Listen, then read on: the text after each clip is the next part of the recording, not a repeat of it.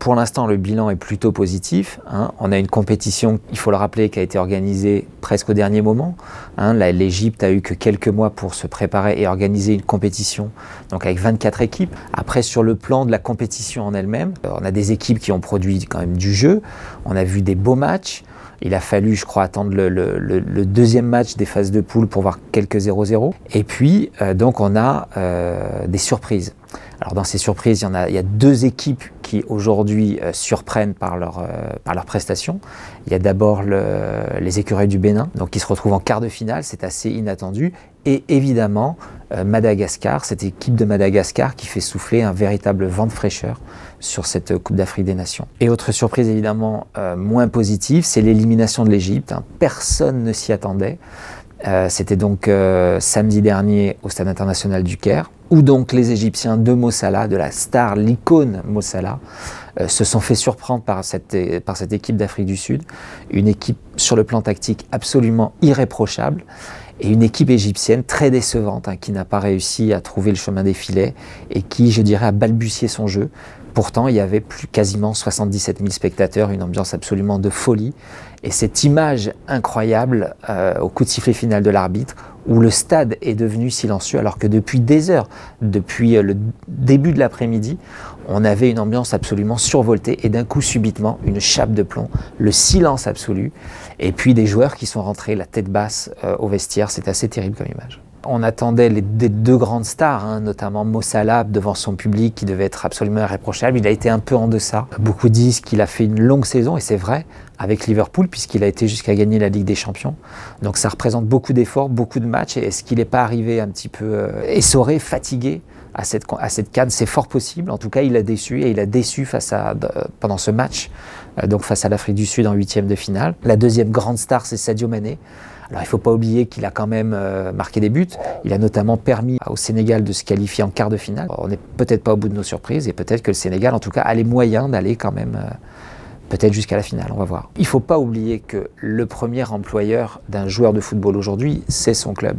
Donc parfois dans les sélections, on a des tensions, on a des joueurs qui arrivent fatigués parce qu'ils ont eu des très longues saisons. Et puis c'est vrai que ces premiers tours, c'est pas très motivant de jouer contre des petites équipes, surtout quand on joue dans un club comme Liverpool ou des grands clubs anglais ou européens en tout cas. Et donc c'est ça qui peut poser problème. Maintenant, dans les petites équipes, et on le voit notamment avec Madagascar, les joueurs cherchent à se montrer parce qu'évidemment la compétition est médiatisée, et pour eux c'est une opportunité, c'est une aubaine de jouer cette CAN. Et donc ils ont envie de montrer pour après pouvoir intégrer des clubs importants. Et donc il y a une motivation, il y a une dynamique qui s'enclenche. Et on le voit, je pense, avec Madagascar aujourd'hui. C'est ça qui est intéressant. Les premiers matchs, en tout cas toute la phase de poule, se sont disputés dans des stades quasiment vides. Et c'est vrai que c'est un gros problème. Il n'y a pas d'ambiance, il y a quelques supporters comme ça dans les gradins. En tout cas, c'est quasiment vide. Là, je pense qu'il faudrait que la CAF se penche vraiment sur la question. Il y a peut-être un problème de tarification des billets, parce que les billets sont trop chers et le public ne peut pas y accéder. En tout cas, le public égyptien. Il n'y a pas eu d'attaque, c'était vraiment un risque, beaucoup de gens le redoutaient. Pour l'instant, tout se passe bien, mais on a vu une sécurité vraiment très impressionnante. Notamment, chaque bus des joueurs est accompagné par 3-4 véhicules d'hommes armés, plus évidemment tous les policiers en civil qui sont dans les rues de Suez, du Caire et dans toutes les villes qui accueillent des matchs. Donc un système sécuritaire très, très présent. Mais il est très efficace, et notamment moi j'étais à Suez où ça s'est très bien passé, les gens étaient, on sentait un vrai professionnalisme et donc une sécurité très rigoureuse. Alors sur le plan personnel, c'était une très belle expérience humaine, j'ai vu un groupe qui était serein, qui était uni et soudé, et ça c'est assez rare dans une équipe de football où il y a une telle cohésion.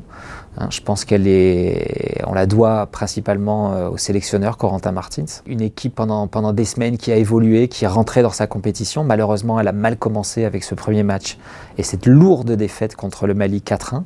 Et puis après, elle a rectifié le tir, elle a fait un 0-0 qui était plutôt satisfaisant contre l'Angola. Et puis un deuxième 0-0 pour son troisième match, c'était face à la Tunisie. Les Mauritaniens ont dominé pendant tout le match, et notamment beaucoup en première période. Ils se sont créés beaucoup d'occasions. Mais voilà, ça, dominer n'est pas gagné. Il aurait fallu un but pour pouvoir continuer l'aventure. Et malheureusement, ça n'a pas été le cas. Alors évidemment, les Mauritaniens sont rentrés à Nouakchott assez déçus, mais quand même contents de leur prestation. Je pense qu'il y a une image qui restera gravée longtemps, c'est celle du joueur qui s'appelle Diadier, qui a joué avec le coude fracturé et qui a voulu rester sur le terrain, ce qui prouve une vraie combativité et une vraie solidarité de la part des joueurs. Et c'est vrai que c'est une image très forte, quasiment héroïque. Et je pense que c'est ce qui va rester quand même dans l'image de cette équipe de Mauritanie.